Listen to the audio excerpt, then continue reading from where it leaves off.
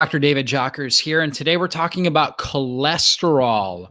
What is cholesterol and what are healthy levels? It's a really hot topic. We know cholesterol is basically a structure that's used to create all different types of sex hormones. It's also used in bile, so the production of bile, which emulsifies fat. Very, very important molecule in our body, cholesterol is. And it's basically, as you can see here, choline acid. So it's got bile acids to make bile. You've got testosterone. You've got estrogen, DHEA. So all the precursors to produce our sex hormones coming from cholesterol, and also to produce our stress hormones like cortisol. So if we're under a lot of stress, that can impact our ability to produce sex hormones, for example. So we know that. And then, of course, the way that we test our cholesterol levels is we look at LDL and we look at HDL cholesterol. And so basically, we know, in our society, we're told LDL is a bad cholesterol. However, what we don't understand is that LDL is more like a bus, and it's bringing fatty acids and also fat soluble nutrients to these cell membranes. And so it brings vitamin A, vitamin E, vitamin D, vitamin K to the cell membranes. It also brings phosphatidylcholine, which is basically one of the key components of the lipid bilayer. So every cell has fatty acids, and we need phosphatidylcholine. We need all these fat soluble nutrients there, and LDL is bringing them there. So if we have too low of LDL, it's a sign we're not getting enough of these nutrients to the cell. HDL helps clean it up. So HDL has a higher density of protein in it than fat, and it's basically returning. So LDL is going from the liver to the cell. HDL is going from the cell back to the liver. So it's returning. And of course, it's going to have less fat because we're dropping the fat off at the cell membrane. So cholesterol is not really a problem. However, if we do have high levels of oxidative stress, then that's going to cause issues, right? Oxidative stress, free radical development can oxidize some of these LDL cholesterols, right? And that can be an issue. And so there are two different patterns that I look at. So you've got pattern A and pattern B, okay? And pattern, let me actually pull this slide up. So we look at these large LDL particles, these ones here on the left there that you can see, those ones have more fat soluble nutrients in them. So they're large, we call them buoyant and fluffy. Whereas the small, dense LDL particles, that's called the pattern B, have less of these fat-soluble antioxidants. And that's important because when the cholesterol molecule, when the LDL has these fat-soluble molecules, they are protecting it from the oxidative stress. So the cholesterol itself is not going to oxidize when it's got the fat-soluble antioxidants around it, whereas the small, dense ones can. On top of that, the small dense ones can also slip through the endothelial lining. And so you can see this picture here, the endothelial lining, there's kind of little junctions, and the small dense particles can kind of slip in where they can get stuck in the endothelial lining, and then they get beaten down by oxidative stress, and that can be an issue. Now, how do we have these small LDL pattern B molecules? Well, basically, high insulin is, basically the major thing. So if we have insulin resistance, or if our body is responding to stress by overproducing insulin, that's going to cause a lot of problems. Pattern A has a lot more vitamin E, which again is protective than your pattern A, right? Which is the small dense. And so that's a really, really important one. So we want to make sure that we are on a nutrition plan, again, that is going to allow us to keep our insulin down. That's going to be an important component here. So let's jump over here. So what's an optimal range for the lipid profile? Well, typically your total cholesterol, so the total amount, optimal range should be around 180 to 300.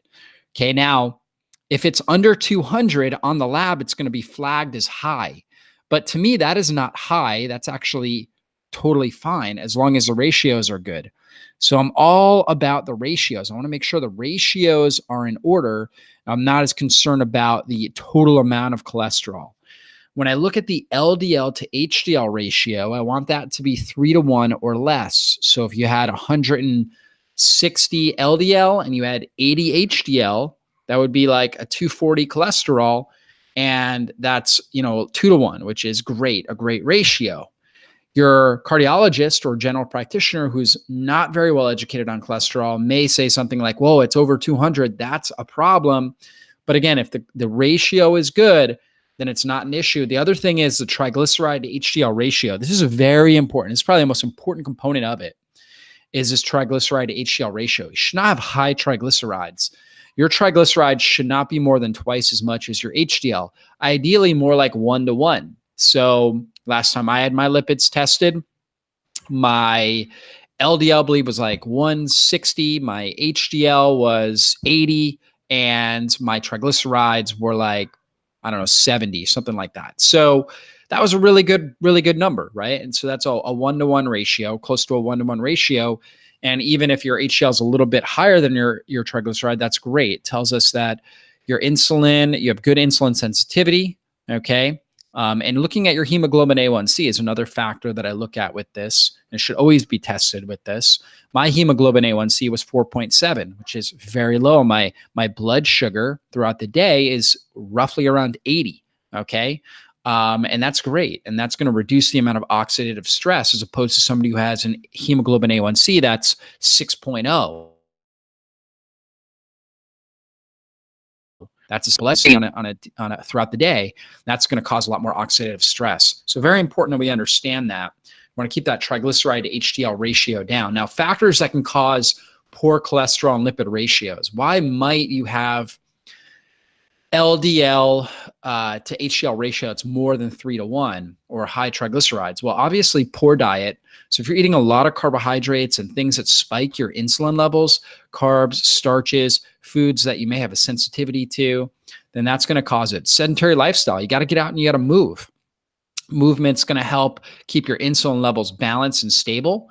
Chronic stress, I mentioned that in the beginning. Chronic stress can be a huge factor here, causing increases in blood sugar levels and causing higher levels of insulin as well. Insulin resistance. So again, if you've got diabetes or if your hemoglobin A1C is up over 5.5, okay, that can be a sign that you've got insulin resistance. I test fasting insulin when I'm working with clients.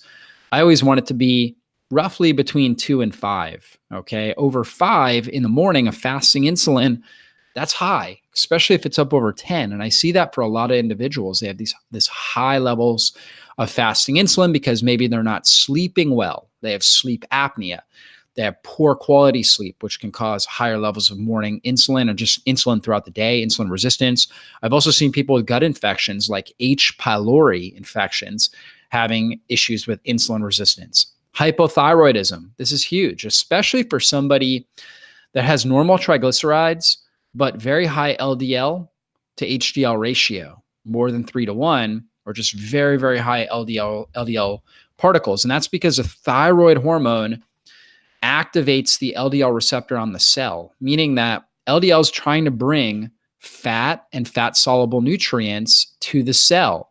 However, if the cell receptor, the receptor on the cell, is not sensitive, kind of like with insulin sensitivity, insulin resistance, if it's not sensitive, then it can't get the fat-soluble nutrients and the fatty acids into the cell. And therefore, we end up with higher amounts of LDL in the bloodstream. This is really, really common. I see a lot of people with hypothyroidism subclinically where they're not actually being tested well for it, or they, don't have I should say it's a lower functioning thyroid, not necessarily full on clinically diagnosable hypothyroidism, but their thyroid's not functioning. They're not getting the activated T3 to the cell that they should, and therefore they're not getting that activation of the LDL receptor on the cell. And they end up with high LDL, and then the doctor wants to put them on a statin medication, never addressing the root cause, which is an issue with activated thyroid hormone. Perhaps they need a little bit more thyroid hormone. Perhaps it's an issue with the liver, so they're not getting good T4 to T3 conversion and getting the good quality active T3 into the cell. And that's huge. I see that all the time. Perhaps it's a gut issue. 20% of your active T3 is converted in the gut. And so if you've got dysbiosis in your gut, then you may have issues there. Food sensitivities. I'll see people that may have a sensitivity to almonds or eggs or something like that. And when they take that sensitivity out, these ratios go back in balance. Sometimes this is how the body responds to stress, is it drives up the amount of LDL it's producing, sometimes triglycerides as well. Lack of sunshine. There's the same backbone of cholesterol, which is squalene. Squalene is also used to produce vitamin D. And sunshine itself activates the squalene and helps convert cholesterol into vitamin D. So sometimes there's a lack of conversion into vitamin D. So somebody might have low vitamin D levels and high cholesterol, and they're just not getting enough good quality sun exposure. And so we want to make sure we're getting out in the sunshine. Even if you're taking supplemental vitamin D, you got to get out in the sun to get this sort of activation. So that's very important. Poor sleep and sleep apnea, huge factors, huge. So that's definitely something that needs to be addressed. If you've got this sort of an issue, take a look at how you're sleeping at night. Are you snoring? Are you waking up often? Do you wake up really groggy and tired in the morning and sometimes gasping for air? These could be all be signs that you may have sleep apnea. You definitely want to make sure you get that addressed because that can cause a lot of issues. And one of those issues can be these poor, high LDL, low HDL, and high triglyceride levels. Sluggish liver and bile flow. So the bile is cholesterol. And so we want to make sure we're moving the bile out effectively each and every day. We want to conjugate the bile and we want to move that through the system. We don't want toxic bile being recirculated in our body. Sometimes it'll get picked up on a blood test like it's LDL particles, but we need to make sure we're getting that out. Smoking and of course heavy alcohol usage can be factors here. So again, thyroid, really important because thyroid hormone activates the conversion, basically the sensitivity of the LDL receptor. So it's very important for that. It also is very important for the breakdown of bile, the production of bile, the breakdown of bile, the secretion of bile, the utilization of bile. Very important. Oftentimes people that are getting their gallbladders removed, for example, are people who have underactive thyroid hormone. And so they weren't getting good activation of the bile and good bile flow. And so that's one way our body gets rid of extra cholesterol is moving it out through the bile. And if the bile is backed up, we may end up with higher levels of cholesterol in our blood. So very important here that we're addressing this. Okay. Hypothyroid symptoms. Here are other symptoms that you may have, that if you haven't had good labs to look at your thyroid. If you're tired throughout the day, if you're depressed, thyroid plays a huge role in brain function. Dry skin and hair. So if you're losing hair, you've got really dry skin, low body temperature. It's another really common one. You feel cold often, heart rate slower, you're constipated, brittle nails, trouble losing weight. These are all common signs that you may have a thyroid issue.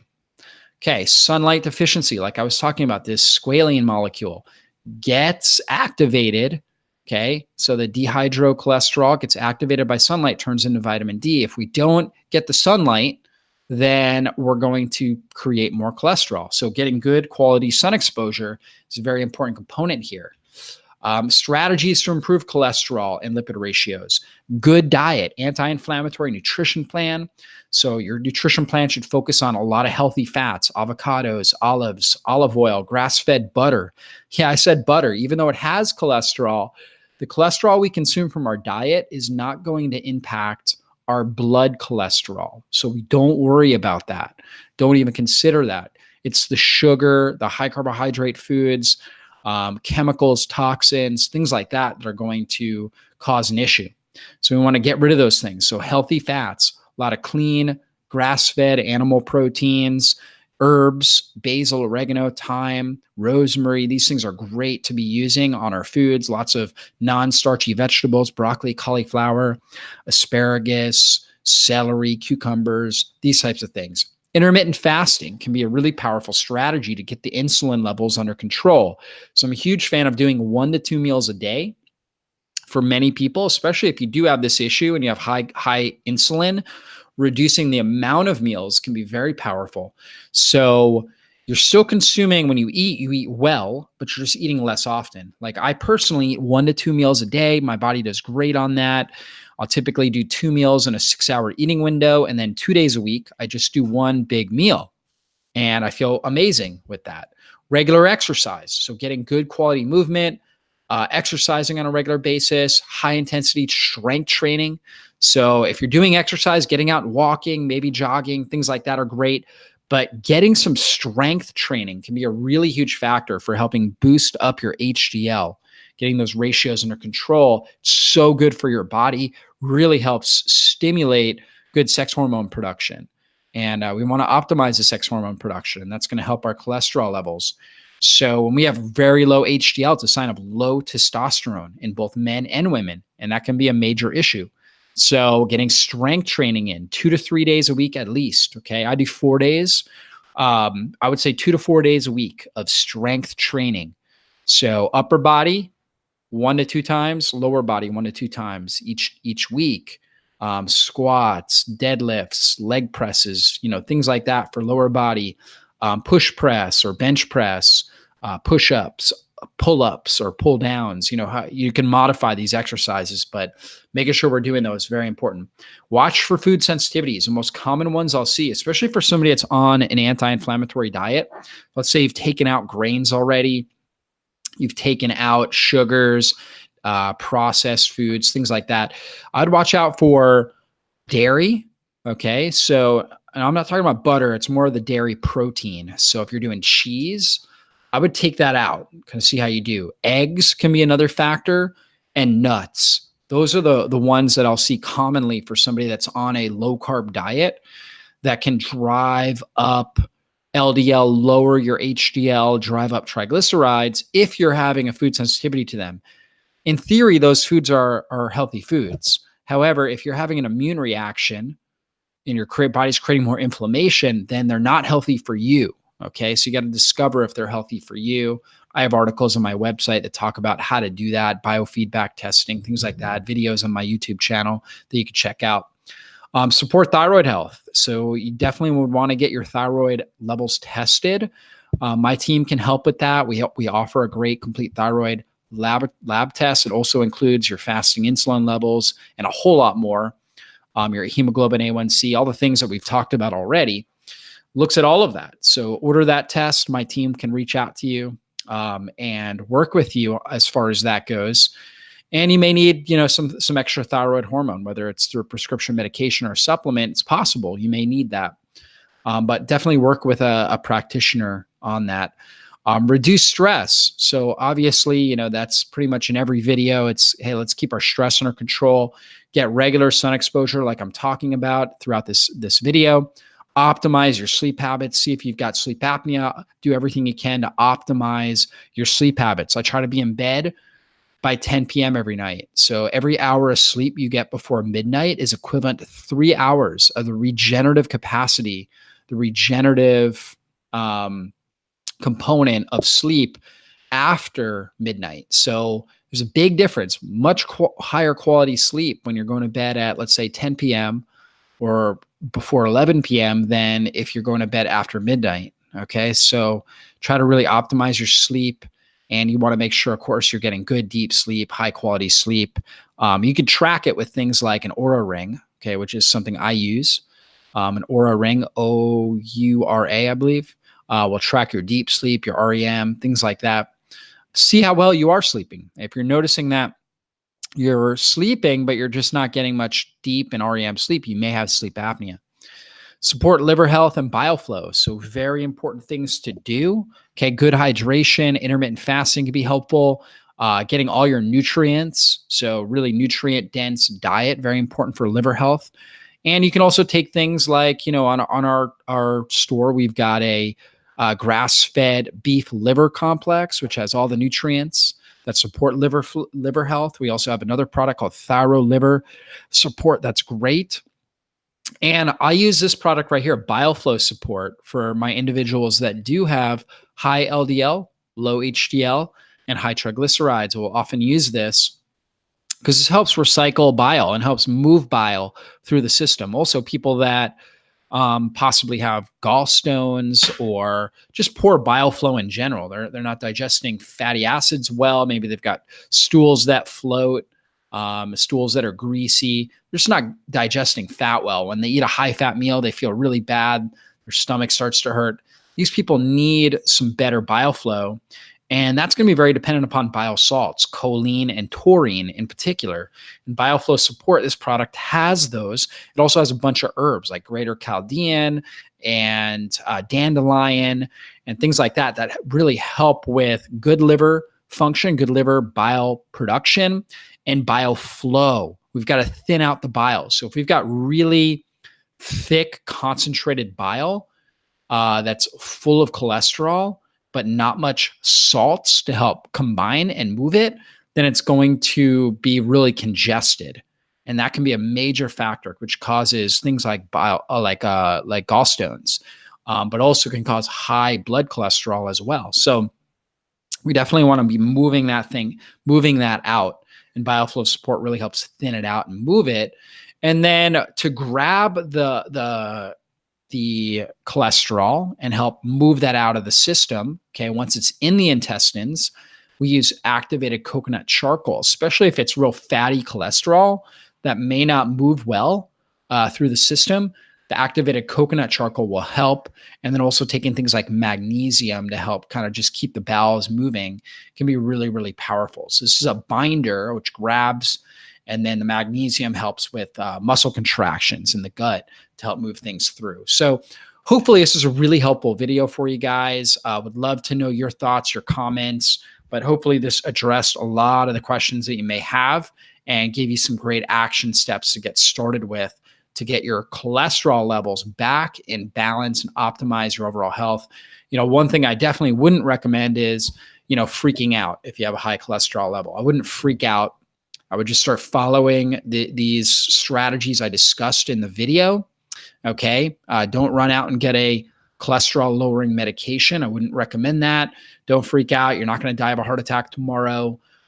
Just start following these strategies and address the root cause. And if you do that, you're going to do great. You're going to get back in balance. And if you're struggling to get back in balance, certainly reach out to my team. We've got great health coaches, Melissa, Danielle, that can really help support you and create a customized plan to help you get back in balance. So anyways, be blessed, everybody. I'll see you on a future online training.